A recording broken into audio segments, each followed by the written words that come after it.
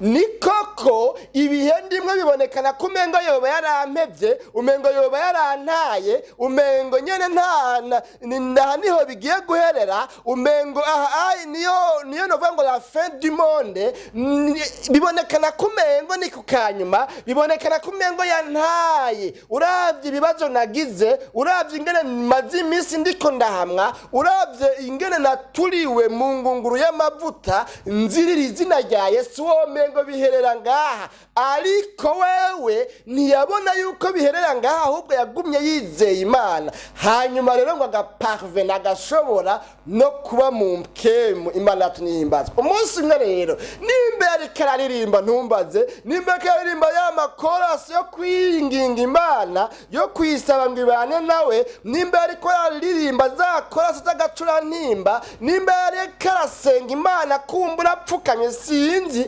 mugabo gusa Bibiri ivuga ngo umunsi umwe yari muri mkemu ico gihe rero kubera ko yarenganije amaso y'umubiri ibibazo arimo kubera ko yarenganije amaso y'umubiri amakuba amarushwa amageragezwa ibikomere ibisebe no kubaho wenyene mu kizinga c'ipatimo ariko ibyo akabyihoza akabirenza ku ruhu rw'amaso agaca araba hirya akabona wa wundi Yesu amukunda wa wundi bagiriranira ibihe vyiza akirengagiza bino biharimwo ahubwo agashira amaso yiwe agahanga amaso mwijuru agasenga ari muri mkemu ico gihe rero ngo ijuru rica rimanukanwa no gutabara rimanukanwa no kumuganiriza rimanukanwa no kumubwira ibigiye kuzoba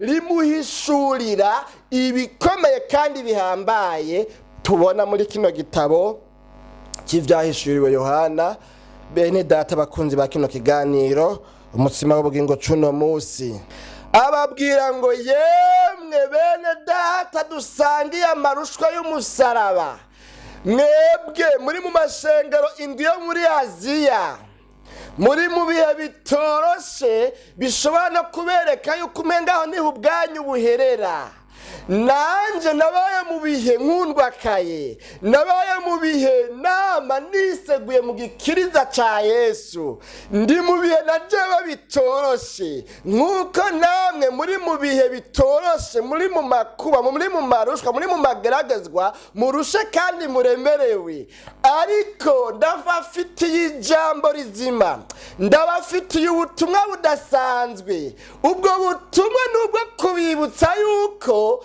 naho muri mu marushwa naho muri mu mageragezwa naho muruhijwe naho muremerewe n'ibyo muri kumuracamwo naho mwashwiragiye muri mpunzi hirya no hino mu bihugu bitandukanye naho mumaze igihe kinini ya muri ko muraturatuzwa yemwe bo mu mashengero indwi yo muri Aziya mbafitiye ijambo ry'indamukanye dasanzwe ribabwira ngo wa wundi adukunda umwe nahora nama niseguye umwe twamana cagihe wa wundi yaducunguje amaraso yiwe akatwoza ivyaha akaduhindura abana b'Imana akatugira abo kwemerwa mu bwami bw'Imana wa wundi yavuga ngo imuhira kwa data hari amazu menshi iyaba adahari mba ndabibabwiye uwo nyene mubona umengo ntabonekana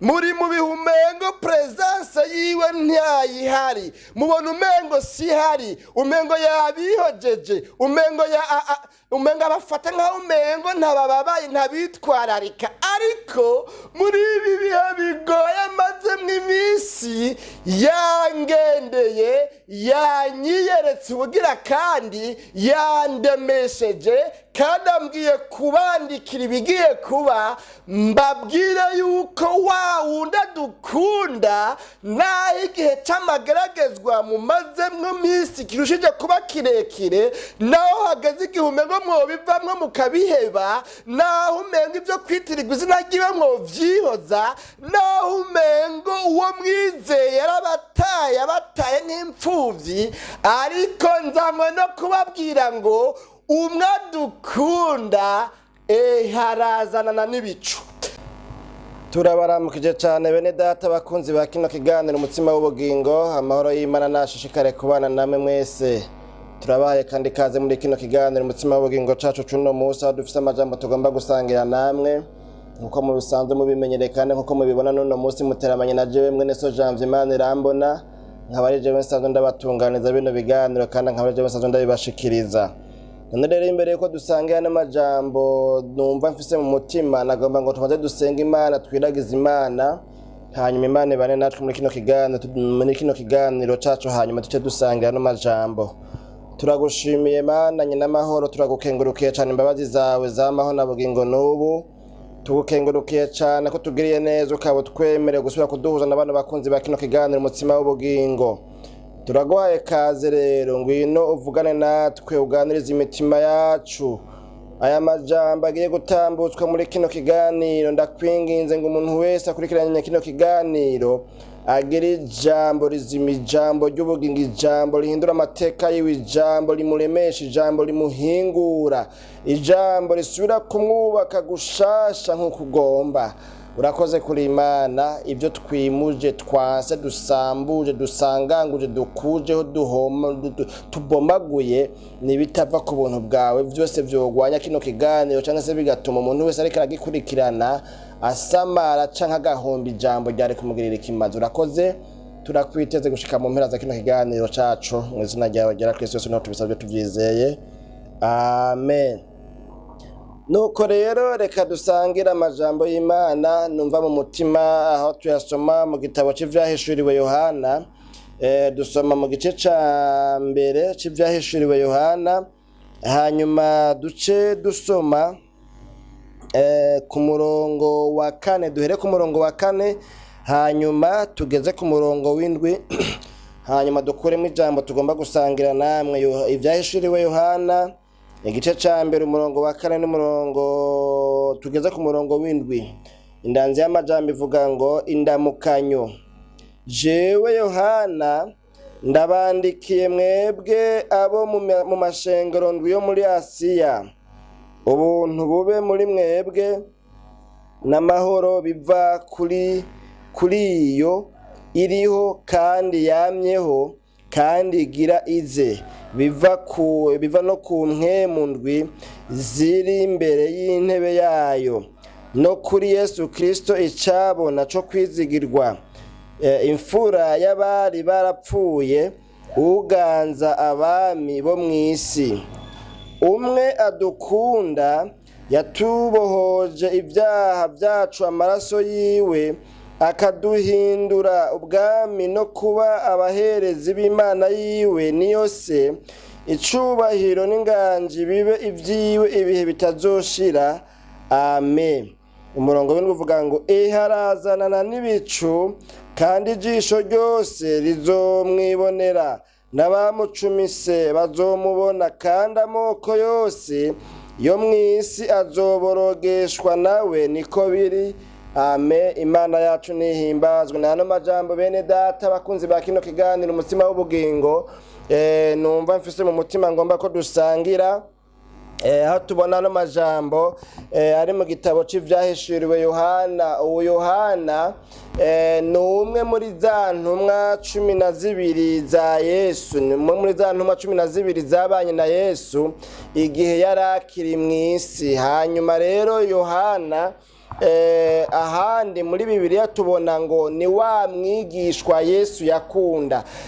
Ari ahantu usomye muri Bibiliya usanga havuga ngo wa mwigishwa Yesu yakunda. Yohana rero ni wa mwigishwa Yesu yakunda, yahora akunda kuba yicaranye na Yesu, akama yicaye hafi ya Yesu. Mbere ahandi ho bavuga ngo yama mu gikiriza ca Yesu, yarakundwa kaye, yama hafi ya Yesu, canke se yama yicaye kandi yegamiye mu gikiriza ca Yesu. Uwo Yohana rero niwe iki gitabo cy'ivyahishuriwe Yohana citirirwa igitabo tubona kivugamwo ubuhanuzi bwinshi bujanye mbere n'ivyamaze kuba muri kiriya gihe ca kera, gihe c'intumwa, ariko kandi iki gitabo kibonekanamwo n'ubuhanuzi bukomeye bwa kino gihe cacu, mbere mu gihe kiri imbere kizoza butarashika, kandi ubuhanuzi bitoroshe mbere no kubwenterpreta no kubusigura, kuko ari ubuhanuzi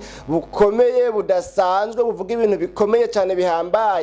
Novuga ngo mbere no kubusigura no kubwenterpreta, kubusobanura, kubwigisha ko ni ibyo kwitondera, si ibyo kureka, si ibyo kwihoza, ariko n'ubuhanuzi bukwiye kwitonderwa. Imana yacu nihimbazwe. Rero singomba kuhava ninjira muri birebire cyane ku bijyanye n'ubwo buhanuzi, kuko murumva amajambo nasomye ahanini ntavuga ku bigiye kuzoba birebire cyane byinshi bindi kumbure by'amahistwari maremare byohava bibonekana nk'aho mengo biri komplike, bigoye gusigura, bigoye kubwira abantu. Aha rero uyu Yohana yabayeho ibihe akundwakaye, yibereye neza, anezerewe mu bihe yabanye na Yesu akiri mu isi, ya makumbure yiseguye cyangwa se yegamiye mu gikiriza ca Yesu, abaho nyine novuga ngo ari umwana w'inkundwakazi cyangwa se w'inkundwa akundwakaye kuri Yesu. Imana yacu nihimbazwe. Hanyuma rero mu nyuma Yesu amaze kuduga mu ijuru, inyuma y'iduganwa mu ijuru rya Yesu harabayeho uruhamo, habayeho ibihe bitoroshe, ibihe bidasanzwe, ibihe novuga ngo vy'uruhamo vyahama abitirirwa Yesu. Murazi yuko nko mu mwaka wa 70 mbere inyuma ya Yesu Kristo amaze kuduga mu ijuru, igisagara cyangwa se urusengero rw'i Yerusalemu rwasambuwe nk'uko byari byaravugishijwe no mu buhanuzi cyangwa se mu majambo Yesu yavuze akiri mu isi. Usomye hariya muri Matayo, nibaza cyane cyane nimba nibuka neza, ni mu gice ca 24.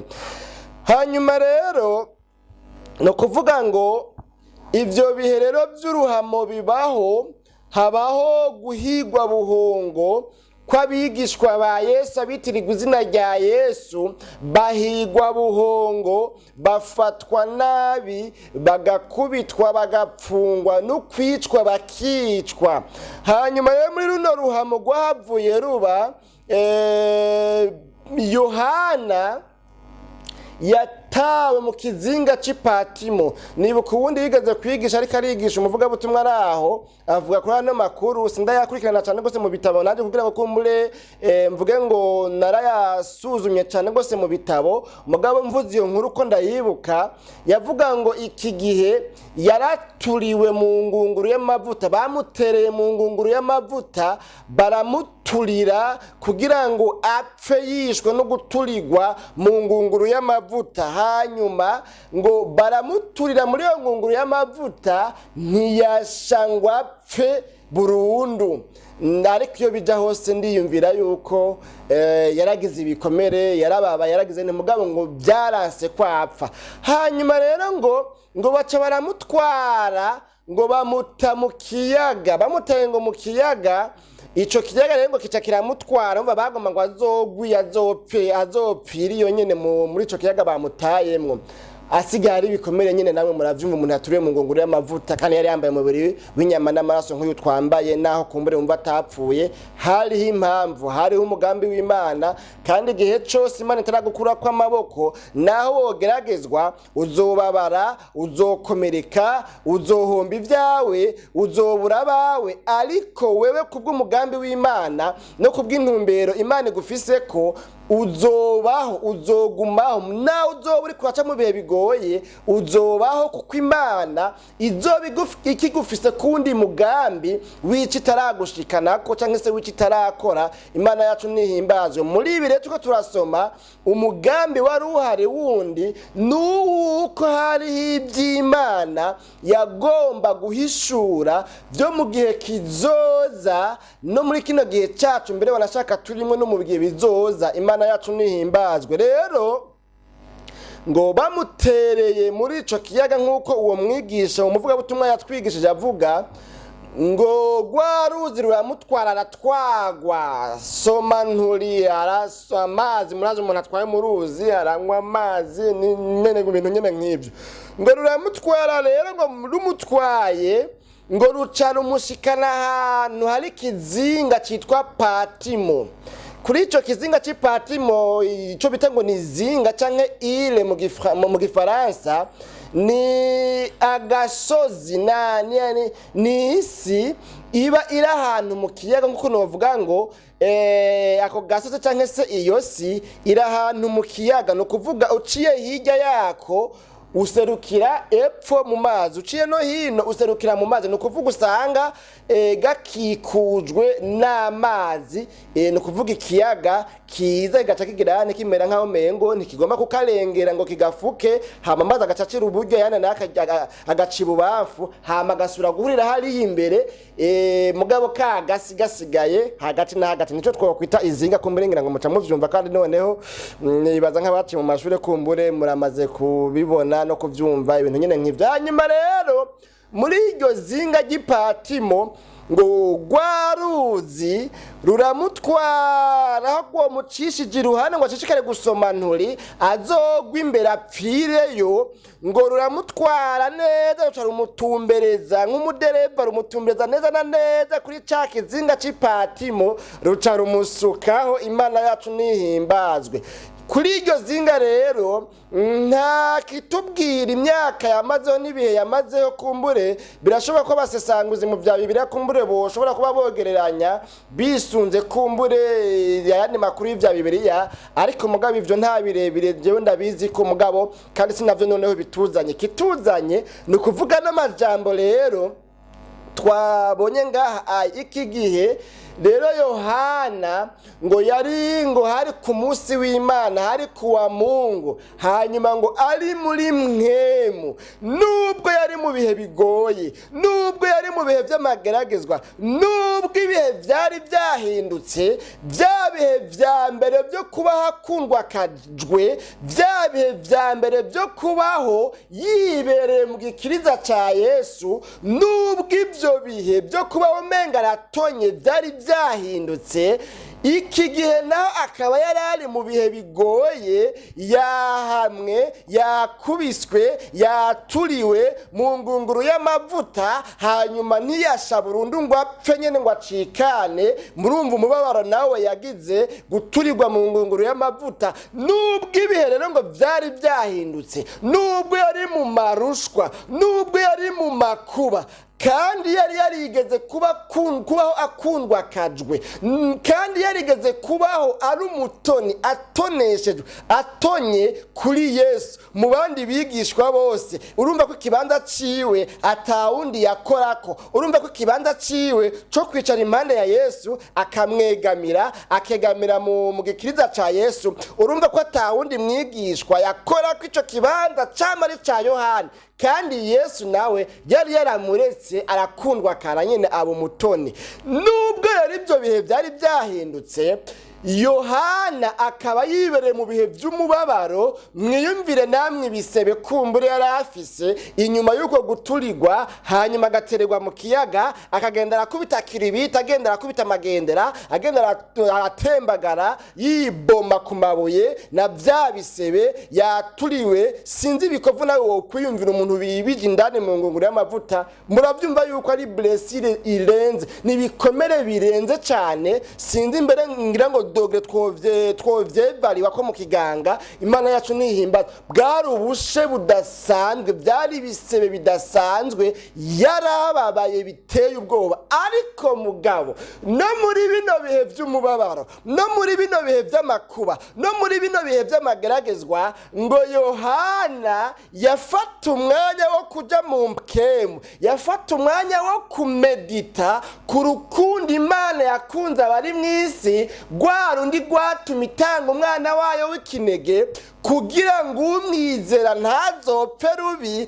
ariko ahabwe ubugingo budashira. Imana yacu nihimbazwe. Yafata umwanya wo kwihererana n'Imana muri ayo marushwa, muri ayo makuba, muri ibyo vyago, muri izo ntambara, muri ayo mageragezo, muri uyo mubabaro yarabayemwo. Nubwo vyari uko, nubwo vyari bimeze gutyo, wewe ngo yafata ibihe byo kwihererana n'Imana, yafata ibihe byo kugira meditation, akamedita ku buzima yabanye na Yesu, akamedita ku byo yigishijwe, akamedita ku bubasha n'ubushobozi Imana yizeye yakurikiye ifitaniye nawe, akavuga ngo nubwo ndi muri bino bihe ariko ndazi ko Yesu ankunda, ndazi ko Yesu ari umukunzi wanje. Ni koko ibihe ndimwe bibonekana ko umengo yoba yarampevye, umengo yoba yarantaye, umengo nyene nta niho bigiye guherera, umengo niyo novuga ngo la fin du monde. Bibonekana ko umengo ni kukanyuma, bibonekana ko umengo yantaye. Uravye ibibazo nagize, uravye ingene maze iminsi ndiko ndahamwa, uravye ingene naturiwe mu ngunguru y'amavuta, nzirira izina rya Yesu, womengo biherera ngaha. Ariko wewe ntiyabona yuko biherera ngaha, ahubwo yagumye yizeye Imana. Hanyuma rero ngo agaparvena, agashobora no kuba mu mkemu. Imana yacu nihimbazwe. Umunsi umwe rero nimba yariko araririmba, ntumbaze, nimba yariko araririmba ya makorasi yo kwinginga Imana, yo kwisaba ngo ibane nawe, nimba yariko araririmba za korasi z'agacurantimba, nimba yariko arasenga Imana kumbura apfukamye, sinzi, mugabo gusa Bibiri ivuga ngo umunsi umwe yari muri mwemu.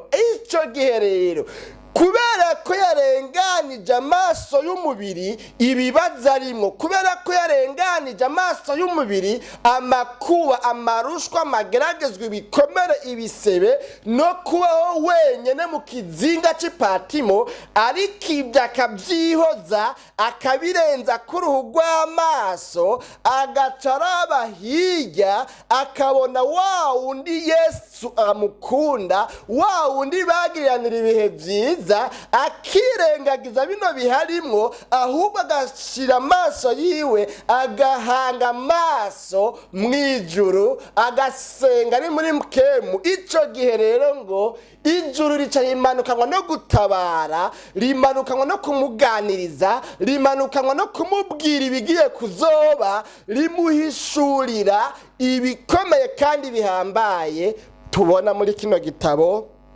cy'ivyahishuriwe Yohana.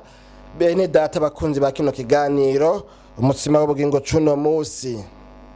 Hanyuma rero n'amajambo twasomye twabonye avuga ngo umwe adukunda arazanana n'ibicu. Usomye ku murongo wa 5 inyuma y'akaburungu habonekana amajambo avuga ngo umwe adukunda yatugobotoje ibyaha byacu amaraso yiwe. Ngoba ko tukumera nk'abagafatanya rero dufatanye kano gace ko kuri uno murongo wa 5 kavuga ngo umwe adukunda, tugafatanya na kano gace ko ku murongo wa 7 kavuga ngo arazanana n'ibicu. Imana yacu nihimbazwe.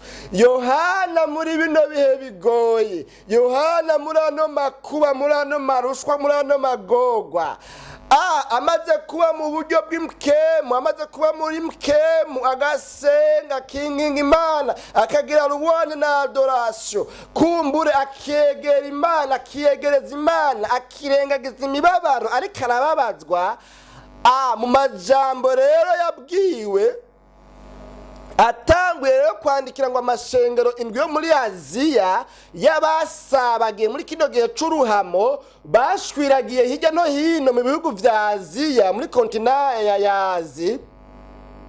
Ababwira ngo yemwe bene data dusangiye amarushwa y'umusaraba, mwebwe muri mu mashengero indwi yo muri Aziya, muri mu bihe bitoroshe bishobora no kubereka yuko umengaho niho ubwanyu buherera. nanje nabaye mu bihe nkundwakaye, nabaye mu bihe nama niseguye mu gikiriza ca Yesu, ndi mu bihe najewe bitoroshe nk'uko namwe muri mu bihe bitoroshe, muri mu makuba, muri mu marushwa, muri mu mageragezwa, murushe kandi muremerewe. Ariko ndabafitiye ijambo rizima, ndabafitiye ubutumwa budasanzwe. Ubwo butumwa nubwo kubibutsa yuko naho muri mu marushwa, naho muri mu mageragezwa, naho muruhijwe, naho muremerewe n'ibyo muriko muracamwo, naho mwashwiragiye muri mpunzi hirya no hino mu bihugu bitandukanye, naho mumaze igihe kinini muriko muraturatuzwa, yemwe bo mu mashengero indwi yo muri Aziya, mbafitiye ijambo ry'indamukanyo idasanzwe ribabwira ngo wa wundi adukunda, umwe nahora nama niseguye, umwe twamana ca gihe, wa wundi yaducunguje amaraso yiwe akatwoza ivyaha, akaduhindura abana b'Imana, akatugira abo kwemerwa mu bwami bw'Imana. Wa wundi yavuga ngo imuhira kwa data hari amazu menshi, iyaba adahari mba ndabibabwiye. Uwo nyene mubona umengo ntabonekana, muri mu bihumengo presence yiwe ntayihari, mubona umengo sihari, umengo yabihojeje, umengo abafata nkaho umengo ntabababaye, ntabitwararika. Ariko muri ibi bihe bigoye mazemwo iminsi, yangendeye, yanyiyeretse ubugira kandi yandemesheje, kandi ambwiye kubandikira ibigiye kuba, mbabwire yuko wa wundi adukunda, naho igihe c'amageragezwa mumazemwo iminsi kirushije kuba kirekire, naho hageze igihe umengo mwobivamwo mukabiheba, naho umengo ivyo kwitirirwa izina ryiwe mwovyihoza, naho umengo uwo mwizeye yarabataye, abataye nk'imfuvyi, ariko nzanywe no kubabwira ngo umwe adukunda harazanana n'ibicu. Muri ibi bihe nyene murimwo bigoye, ntimubeho mwiteze gupfa, ntimubeho mwiteze kumenga ubwanyu bugiye guherera ngaho. Oyaye, kuko wa wundi adukunda tumaze iminsi turindiriye, tukabona umengo ntagomba kuza, arazanana n'ibicu, kandi ijisho ryose rizomubona. Imana yacu nihimbazwe. Mu yandi majambo, ni nkaho yagomba kubabwira ngo wa wundi yadukunda ejo hahise, nubwo muri kino gihe bibonekana umengo ntakidukunda, ariko aracadukunda. Mbere avuze ngo ngiye kuza vuba kubatabara, ngiye kuza vuba kubiyereka, ngiye kuza vuba nshire nshira iherezo kuri ibyo bibazo muriko muracamwa muri mazamo iminsi. Yemwe bakunzi banje, yemwe bigishwa banje, naho mubona umengo ntimukundwakaye, naho mubona umengo muri ntabwa, naho mubona umengo muri imfuvyi zitagira shinge na rugero, naho mubona umengo muri abapfakazi, naho mubona umengo muri ntabwa, ariko siko biri, kuko ngiye kuza vuba, ngiye kuza kubatabara, ngiye kuza mbishire kw'iherezo, ngiye kuza vuba, ngiye kuzana vuba n'ibico kugira ngo ndabatabare. Imana yacu nihimbazwe. Bene data bakunzi ba kino kiganiro umutsima w'ubugingo cuno munsi, none rero sinzi ubuzima umazemwo iminsi, sinzi ibihe umazemwo iminsi, sinzi ibikuruhije, sinzi ibyo umaze iminsi ucamwo, sinzi amageragezwa kugarije imbere n'inyuma, sinzi ibyago bimaze iminsi bikugarije. Hakaba hagaze igihe umengo rwa rukundo Yesu yagukunda ugitangura urugendo ruja mw'ijuru umengo rwaragabanutse. Ya Mana wizera kubw'ibihurimwo, hageze igihe ubona kumengo ibyo wakurikiye, ibyo wizeye, Imana mwakundana, Imana yagukunda, Imana yari kubabaye muri cya gihe cya kahise kawe, kubw'ibihurimwo muri ino minsi hageze igihe ubona umengo yaragutaye, yarakwibagiye, yarakwihojeje, yarakurenganije, wewe umengo nturi umwana wayo, umengo nta sezerano mufitaniye nayo, umengo ntacyo yakuvuzeko, umengo n'ibyo yakuvuzeko byari ibinyoma, siyo yavuze. Nimba ariyo yavuze naho uhageze igihe ubona ko umengo ni Imana y'inyabinyoma, ni Imana ibesha.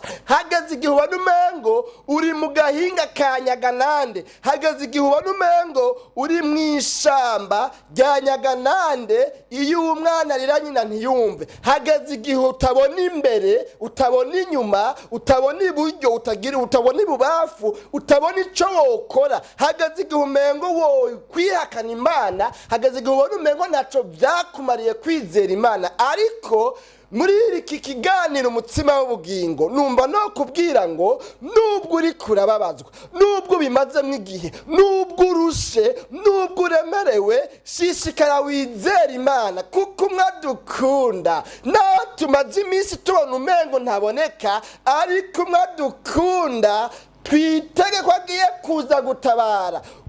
Dukwiye kuba twiteze umunsi ku munsi ko agiye kuza azamo no kudutabara, kuruta gushishikara kuba tubona umengo yaradutaye, yaraduhebye, yarataye na koho, yaratwibagiye, ntakidukunda, ntakitubabaye.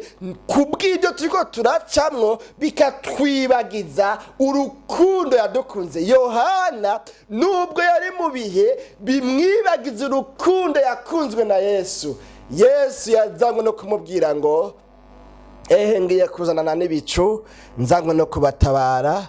Imana yacu nihimbazwe. Bene data bakunzi ba kino kiganiro umutsima w'ubugingo cuno munsi. None rero sinzi ivyo umazemwe iminsi bikwihebuje, bigutera kwiganyira, bituma uwumva umengo wota Imana, wumva umengo wohemuka. Sinzi ko kumbura ari ubukene wari warasenze iminsi itari mike uronka isezerano ryo kuva mu bukene. Kumbura sinzi ko ari ubuzima bw'ubushomeri, ukaba wari warasenze mbere ukaronka n'isezerano yuko kuronka akazi mugabo kakaba kataraboneka. Sinzi ko ari ibihe by'ingwara canke ibindi bihe kumbure wowe urimwo, hageze igihe wumva umengo wota Imana ukabivamwo. Ariko mugabo nzabona kukubwira ngo umwadukunda agiye kuzanana n'ibicu. Imana yacu nihimbazwe. Bene data bakunzi ba kino kiganiro umutsima w'ubugingo cuno munsi.